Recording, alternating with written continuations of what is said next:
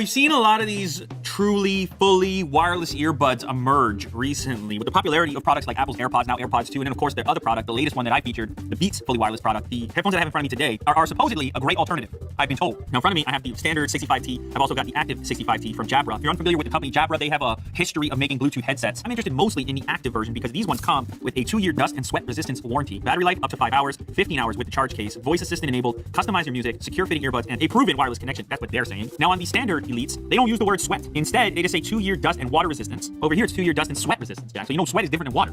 You're full of sodium, Jack. Now the two colors I have in front of me, it's like a red, orangish with a copper bit, and then these ones are like a champagne. They also have, this is a pretty cool blue and gold combo, and then lastly, the classic silver and black. I should give you a price since these are supposed to be competitive with things like AirPods. What do you got? What do you do? How much for the active? How much for the non-active? Okay, so we got $149 for the non-active, and in the active department, $189. So there's your difference in price. You got to make the decision. Ooh, nice little presentation there. Look at that, Jack. Welcome to superior sound.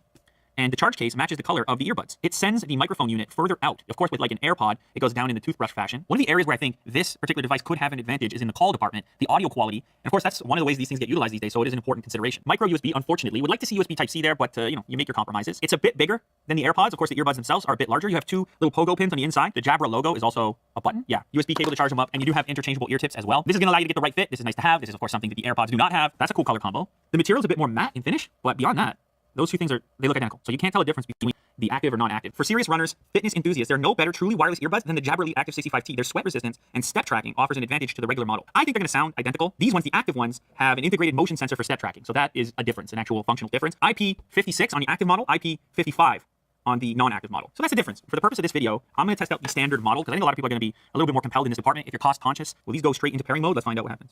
Oh, it made some sort of a chime. Oh, okay, so it told me straight away that going into pairing mode, connected. It's a very pleasant voice. I know you guys are concerned about that. It definitely is. It's deeper in the ear canal than an AirPod. So there's an app to go with it. So let's go ahead and grab that. Jabra Sound Plus. What do you think about the look there? Hey, those kind of blend in. As much as I like the black color here, black and silver, you're going to see that more. It's going to stand out a lot more. Oh, this is a cool color too. It's a dark blue with some copper. It kind of matches my shirt right now. What's it going to be, Jack? You would go with the blue. So this is where you're going. How about you, Willie Do? He's going with the same one. Let's open the app. Now we can have a personalized audio experience. Okay. What do we do here? There's going to be a hear-through setting. I'm a huge fan of this, to be honest. Immediately allows me to hear the ambience and talk to people. The hear-through function uses the microphones on the outside to feed some ambient noise so you can hear your surroundings. Immediately, like I can hear my voice more. To have this function, I think it's a go-to. It's a nice feature to have. Now you can also set up presets for different scenarios. One set of changes that takes place if you select commute. You happen to be on your commute. Another one for focus, for example. In fact, they even have a soundscape in your ocean waves. Let's play a couple tunes here. Little Chuck Berry.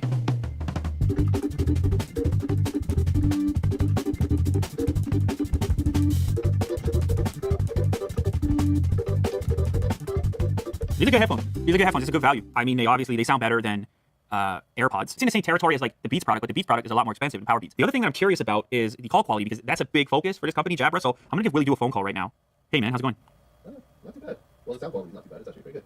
Yeah, so it's interesting. There's very little lag as well. The ability to hear my own voice through the microphones on the headset is really helpful. Wow, interesting. Okay, you sound good too, and you think I sound good. Yeah, nice. No digital weirdness, compression. No, not at all. It's been pretty like smooth. Smooth. The design of it is not gonna be for everyone. If it's an AirPod competitor, it's different. One of the things I like about the AirPods is that they're just so convenient. It's you pop it in, you take it out. This one is a bit more of a thing where you kind of twist it in. It's a more deliberate action when compared to AirPods. But that deliberate action gives you enhanced sound quality, potentially enhanced call quality, and it gives you some features like the talk through and things like this that you just don't have in a set of AirPods. So there are advantages to having a slightly larger bud. And then of course there's the price consideration. They're $10 cheaper than AirPods without the wireless charge case. I think these are gonna be appealing to a certain clientele. I've said this before in previous videos. The AirPods really shine as a secondary pair of headphones. You're gonna still need a pair that's capable of isolating sound in the event that you need to do that. And you have maybe a pair of AirPods for like convenience moments where you're not competing with a lot of external sound. If you can only have one pair of headphones, you only have $150 to spend, and you're not gonna have a pair of over ears, you can see where the popularity of this particular product comes in. Add to it the active version, which has the step tracking and the IP rating, and now you have like a pretty compelling package, although you pay a few more bucks for that particular one. So I think it's a pretty cool package. I think it's a good alternative and definitely worth looking at. As you've heard here today, both Jack and Will are big fans of the navy blue. So it's the Elite 65T and the Elite Active 65T. I think it's a pretty good move. This episode is brought to you by Matchrock. They just redropped the Maze Audio 99 Noir headphones. They're pretty sleek, man. You got the walnut back here, really comfortable, cushy ear cups. Got a steel construction, really clean, simple. Comfort level is probably a 9 or 10. A little bit of Marilyn Monroe. Whoa, it's a lot of bass. Sound is really crisp. Hot damn. Huh? Stylish. It's nice, man. It's really nice. So these things are pretty cool. And there's a $10 perk for new Matchrock users. Check out the link below.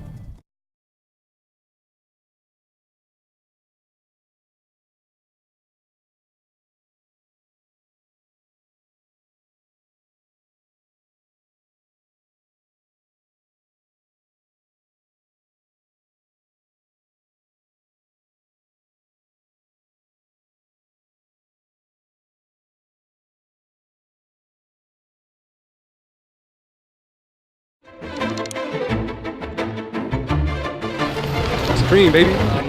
bought a faux fur jacket for $1,000. So People want to know, hey, look, that guy's wearing Supreme. But people also make a living off it too, so. These two jackets are nearly identical, both made by the North Face and both using Gore-Tex technology. This one on the left costs $300. The one on the right is currently selling for nearly $1,300. So what's the difference? This one just happens to be a North Face collaboration with Supreme.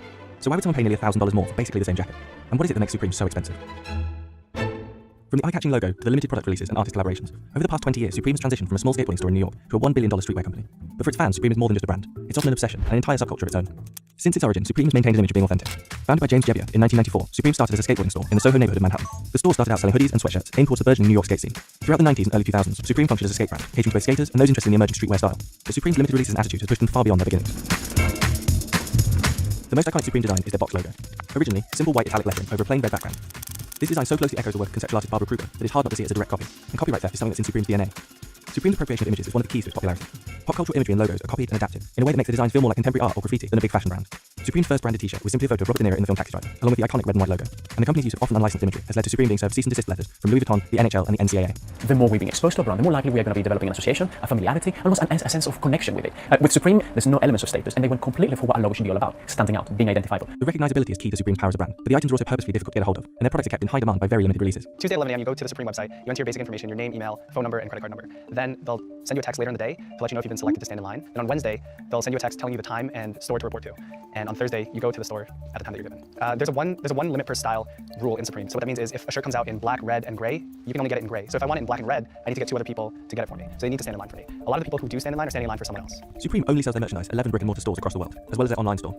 It was around the mid to late 2000s that Supreme really started to pick up speed. This success was partly due to what's been dubbed the Kanye effect. In 2006, Supreme released their Supreme Blazer SB, a collaboration with Nike.